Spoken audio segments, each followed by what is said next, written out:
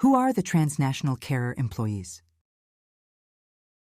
So transnational carer employees are immigrants who are employed in paid employment in Canada, but they also provide caregiving across international borders. So who are they providing caregiving for? Basically, their family. Now we have to look into what does family mean for transnational carer employees. We also call them TCEs. So they are transnational carer employees. In Canadian context or Western context, a family may be, a spouse, children. But for many of the transnational care employees who are providing care across international borders, the family may be even a very distant relative. So they may be sending money home to our nephew, nieces, the spouse's family, in-laws' family. So the family perspective for these transnational care employees is quite different. Though they provide practical, financial, as well as emotional support. So when we talk about that they're providing family caregiving, there are three types that we know that they provide. Much of the literature identifies, no matter in which country, is that the largest amount of care that is remittance, sending money home. But we have also seen that many of the transnational care employees, at least prior to COVID, would go back and forth to actually provide practical hands-on care. The other care that is predominant with them is emotional. So they will call their families on WhatsApp, on the phone, on Skype, and speak to them. Recently, what I have found is that as technological advances have happened, many of them are also arranging, through this Amazon or whatever online, sending them vitamins, sending them medication, electronic gadgets, and even arranging for food.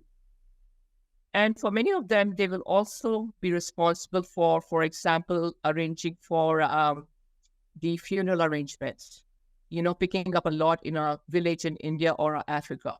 So these different kind of caregivings differ based on different countries, different ethnicity, and different origins, and what kind of family they have.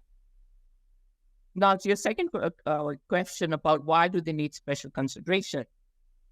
So, of course, special consideration in what? In employment, in health.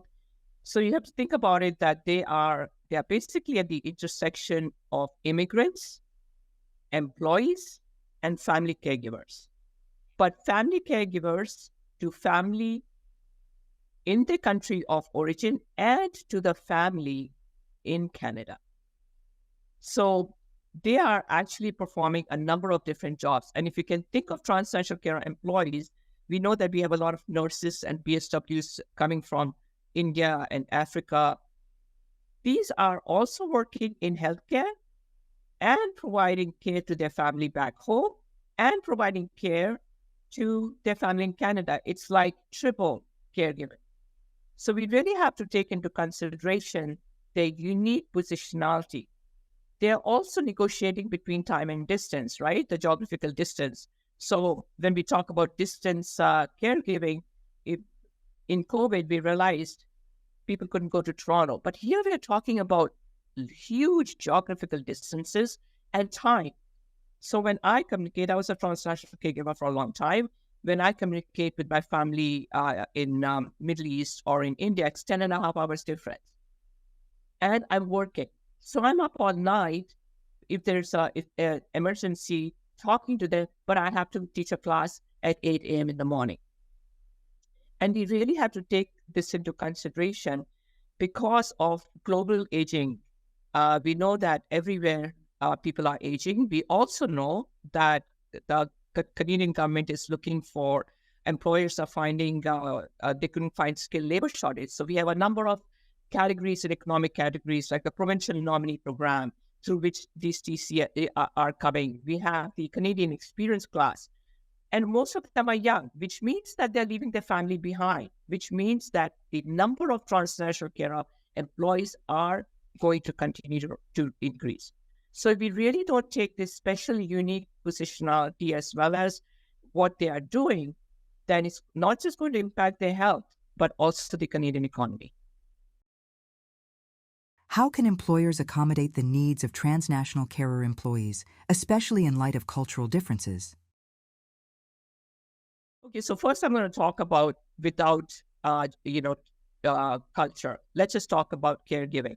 We know that COVID has highlighted a crisis in healthcare, but it has also highlighted the vulnerability of certain populations, such as racialized populations, immigrants, etc., women, because caregiving is very gender.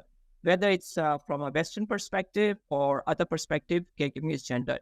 Yes, men are also providing care now, but it's a majority of women that are providing care. And when I talked earlier about the kind of care that they're providing, if we look at TCE,